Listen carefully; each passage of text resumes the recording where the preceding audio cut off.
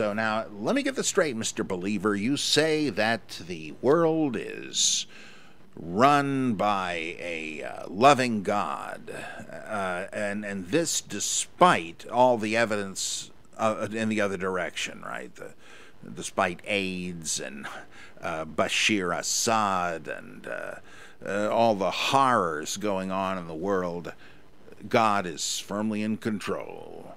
Is that right? Oh, yes, yes. Now, what would have to happen to prove to you that that's not so?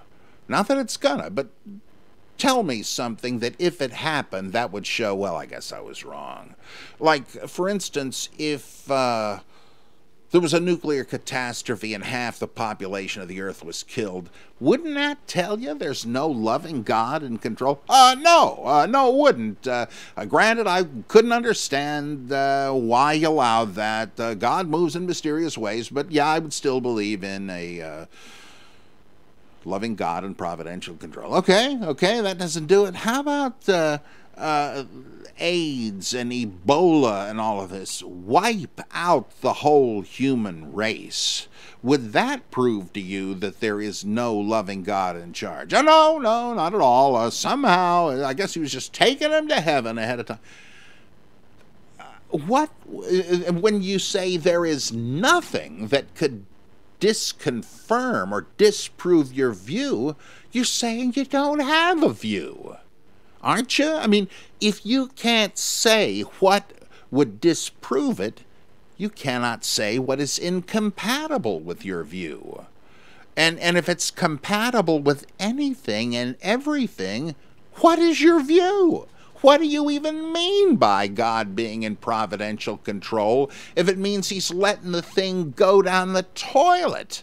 If he's letting it be a living hell, what does it mean to say that he's in loving control? How is that any different from Satan running the world? What are you even affirming anymore? I don't know. I hear the words, but you don't seem to be defining loving providential control the way everybody else does.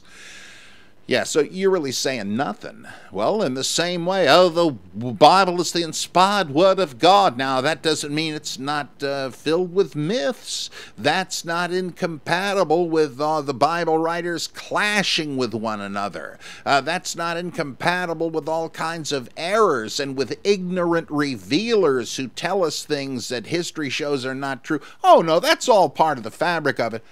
Well, maybe it is, but for the life of me, I don't know what you're claiming about the Bible anymore. What do you mean by inspiration and fallibility and all of that? I just don't get it. You can say it's inspired, but you're not telling me anything. It looks just like a bunch of monkeys were typing randomly in a locked room full of typewriters. What do you mean?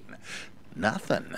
So there are huge problems with that, and all of this, I admit, has grown from the fertile soil of your question. Why are these books still in the Bible? Well, inspiration and canonicity has come to mean nothing in order to accommodate the facts that scholars can no longer deny.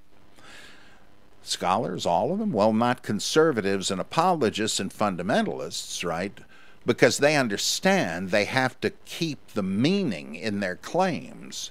So they have to deny all. They will tell you what would disprove and destroy their theory. And even though all of that has happened, they just are in denial about it and indulge in harmonizations, and this is why. They'd rather pretend there aren't any problems than admit there are and make a vague mockery of the whole claim. Well, that isn't Scylla and Charybdis. That is why some of us say, look, I just don't believe in inspiration.